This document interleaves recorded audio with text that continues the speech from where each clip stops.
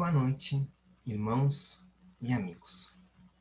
Com muita alegria hoje vamos refletir sobre o tema Bem-aventurados os aflitos.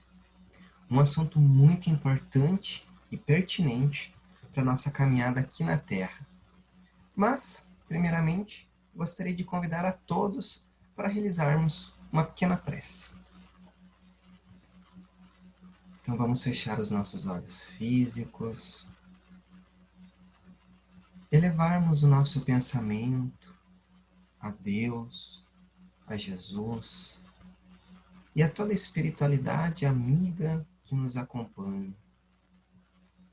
Por este pequeno momento, nesses minutos, vamos esquecer um pouco os nossos problemas, os nossos embates na vida e vamos ter em mente a figura do nosso Mestre Jesus, renovando a nossa vida, nos dando novas oportunidades para a luta.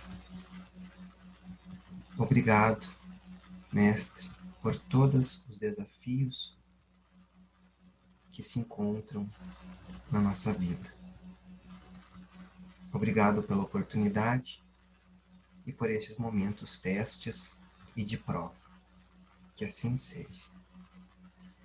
Então, para realizarmos esta reflexão, tivemos como subsídio o livro Evangelho segundo o Espiritismo, de Allan Kardec, capítulo 5, Bem-aventurados os aflitos, e Caminho, Verdade e Vida, no item 83, Aflições. Esse livro ditado por Emmanuel e psicografado por Francisco Cândido Xavier. E A Voz do Monte, de Richard Simonetti. Então, quando a gente nos remete à frase de Jesus, lá no Sermão do Monte, bem-aventurados os que choram, porque serão consolados. Muitas vezes a gente não entende a extensão dessa consolação. Pensamos que soa quase como uma expressão vazia e sem significado. Talvez pensássemos assim mesmo quando somos atingidos pela dor e pelos momentos difíceis, por tempos, muitas vezes, que a gente não se encontra bem, a gente talvez não entenda toda essa extensão da consolação que Jesus nos promete lá no Sermão do Monte. E é exatamente nesses momentos de desafios a gente se esquece dessa fala mais linda de Jesus, onde ele bendice os que choram e se encontram em aflição. E além disso, ele prometeu consolação. Mas a gente precisa entender que consolação é esta que o Mestre tanto nos fala e tanto nos promete. A gente precisa entender essa consolação para poder acolher a aflição com humildade e sem revoltas. Porque muitas vezes, quando a dor nos atinge, a gente não acha que é castigo de Deus, que é soberanamente justo e bom. E, consequentemente, todas as suas ações são justas e possuem também uma causa igualmente justa. E nada faz para nos prejudicar, nada faz para nos apontar o dedo, sermos taxados, não. Esses atributos não são responsáveis pelas ações de Deus. Então, a dor, ela vai servir justamente como uma ferramenta de aprendizado e uma alavanca para o nosso progresso moral. Mas, para que isso aconteça, a gente não deve buscar a consolação no material, no externo, achando que vamos amenizar ou acalmar a nossa dor buscando estas fugas. Pelo contrário, muitas vezes a gente vai acabar por multiplicar o nosso fardo, as nossas aflições, buscando, procurando estes refúgios na sombra do materialismo. Então, irmãos, quando a dor bate na nossa porta, vamos tentar trazer para o íntimo e refletir sobre ela e buscar explicações espirituais para essas situações que a gente enfrenta. Eu sei que às vezes não é fácil. Muitas vezes, quando estamos mergulhados nessas situações, às vezes nem pensamos ou refletimos da forma correta. Às vezes as coisas acontecem muito rápido, que não dá tempo da gente parar e pensar. E às vezes vamos agir por impulso, magoando e machucando as pessoas à nossa volta, xingando e se revoltando com Deus, tomando atitudes impensadas que logo no futuro, não tão distante, a gente vai se arrepender. E é justamente nessas horas que a gente tem que tentar buscar o auxílio do alto. Mas como a gente faz isso nesses momentos tão difíceis?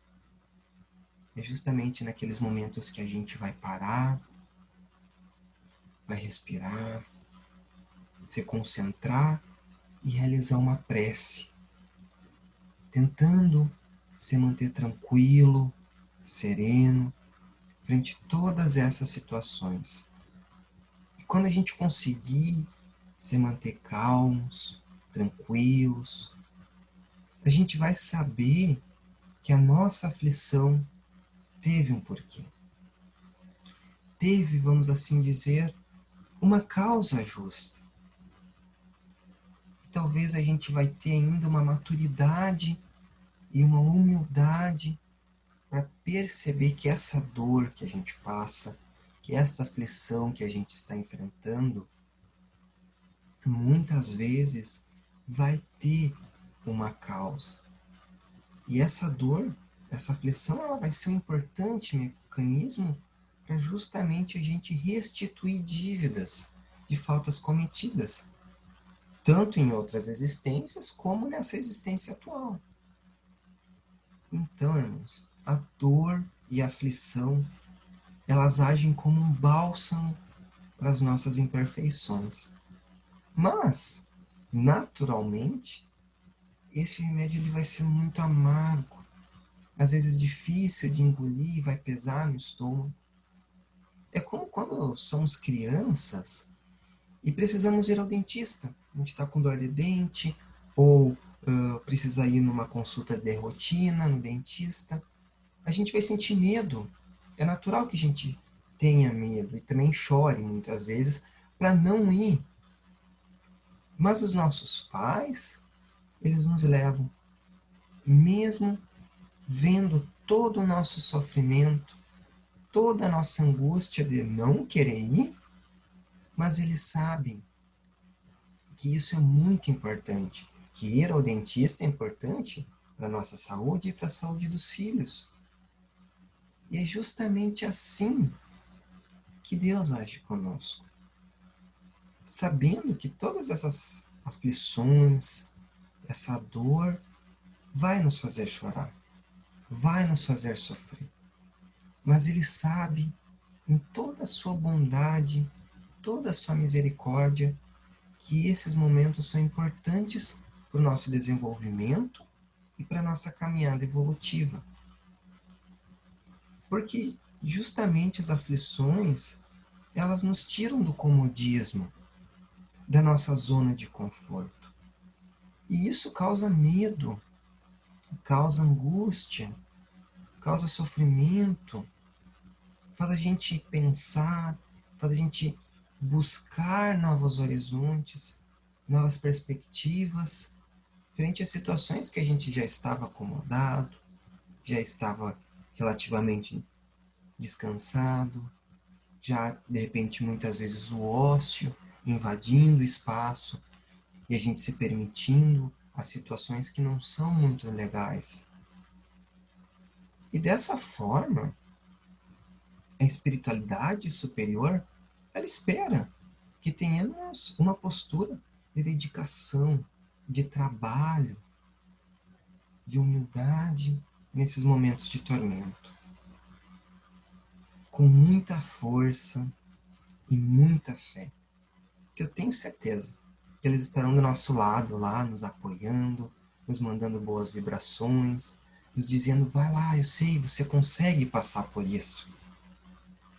E também a gente vai perceber, com muita humildade, que vamos encontrar motivos justamente para a gente se manter forte e resignado frente a todos esses momentos de dor.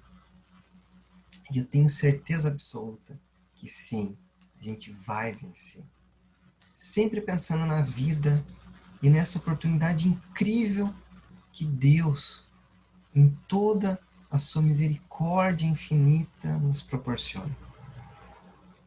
E também, e nesses momentos de tanta dor, de tanto sofrimento, de tanta aflição, vamos buscar essa companhia do Divino Mestre e seguindo em frente, sempre com bom ânimo, serenidade e otimismo.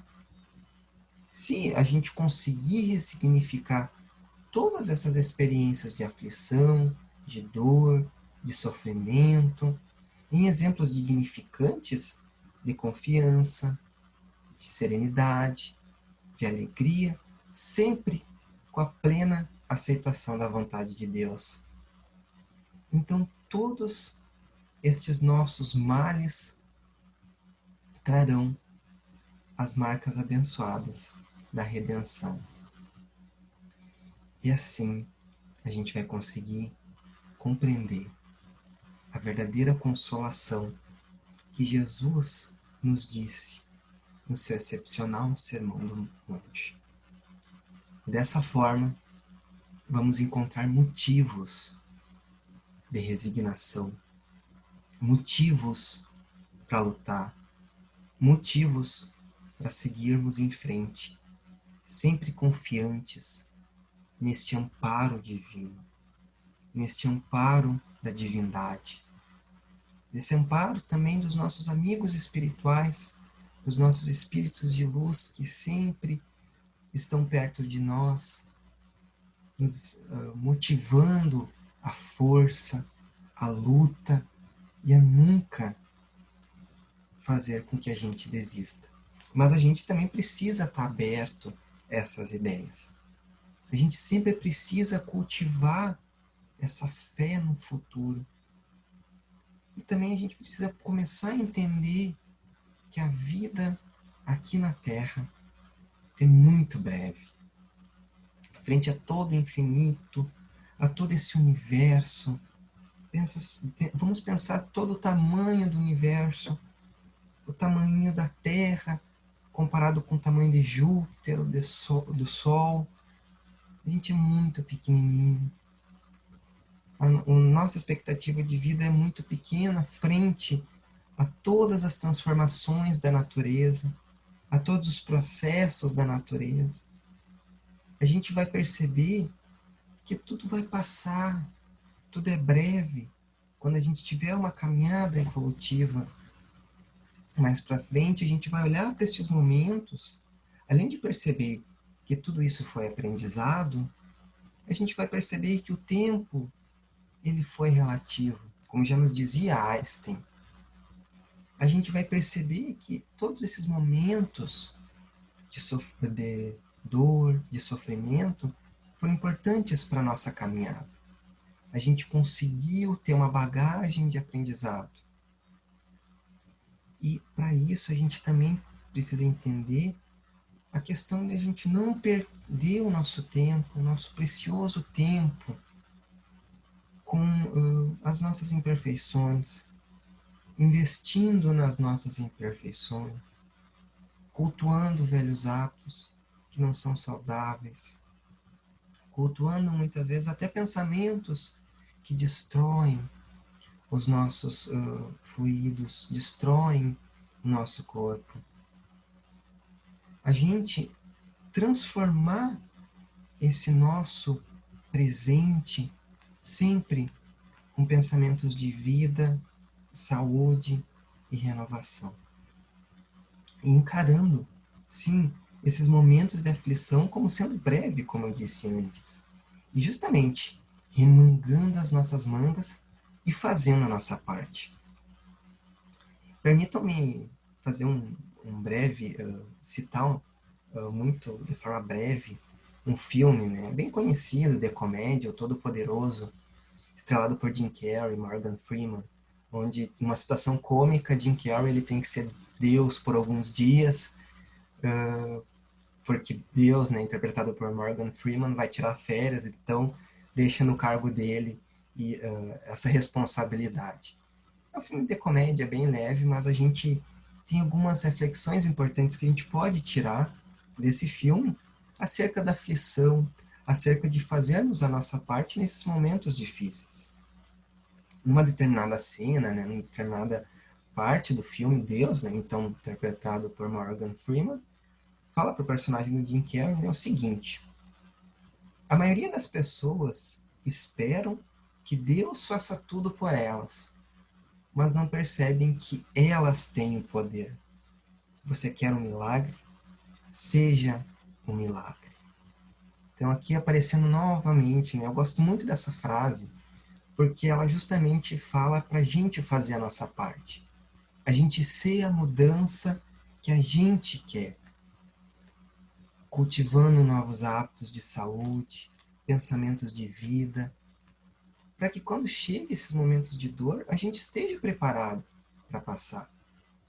Como naqueles tempos de calmaria, a gente vai plantar esses bons sentimentos, esses bons pensamentos, para justamente quando chegar essas situações de dor, a gente possa recorrer a essa nossa plantação, né? Que a gente plantou pensamentos, bom ânimo, a gente vai poder cultivar e depois colher nesses momentos de dor.